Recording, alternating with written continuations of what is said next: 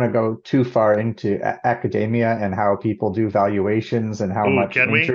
interest rate increasing, how much that matters, the change in interest rates. But if you kind of just follow what's taught in the textbook and adjust your discount rate based on what's happening with interest rates, you will do exactly what the market is doing right now. You will Yeah. get overly Yeah. excited when interest rates are low, and you will get super pessimistic as they go up. Yeah.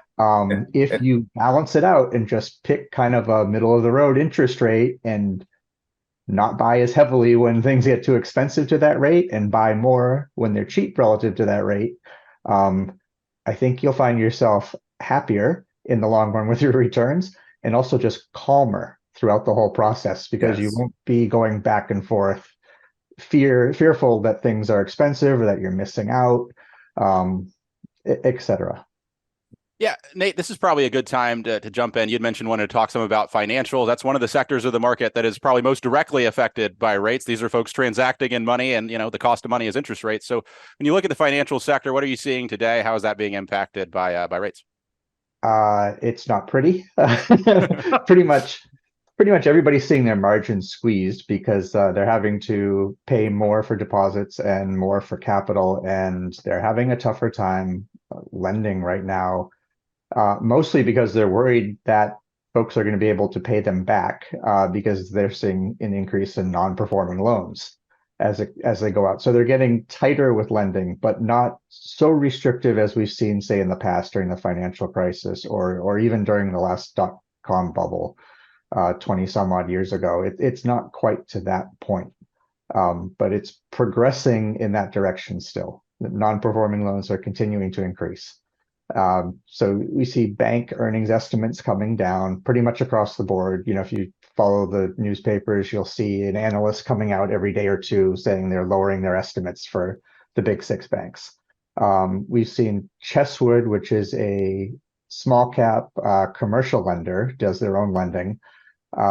They were pretty early to actually start reserving for more non-performing loans last year. They've now gone ahead and said, and now we're going to cut our dividend by 80% and preserve capital. I think more than anything, just to take the risk off the table that they have to raise equity.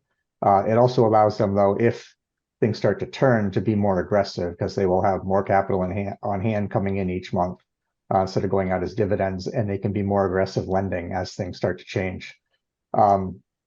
So it's a tough picture out there. We also saw all the payment processors, especially the new wave of folks being Nuvei and Adyen and PayPal, basically all get slaughtered with their last earnings. I think PayPal probably came out of it the least damage, and they actually had pretty good earnings and still went down by 10% with their results. So everybody's getting hit pretty hard across the board in the financial sector right now. Yeah. Yeah, And I think that presents opportunities, right? I mean, I think that presents opportunities for people that have discriminating kind of look at things in a longer term view.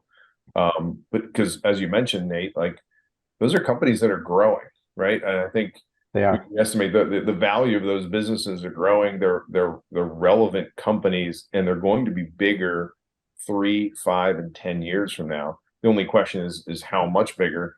And we like the payments business. I think I do. I know you do as well. Yeah. It's a good business, and there is change going on in the payments business, right? And then the question is, you had times where we had 0% interest rates around the world.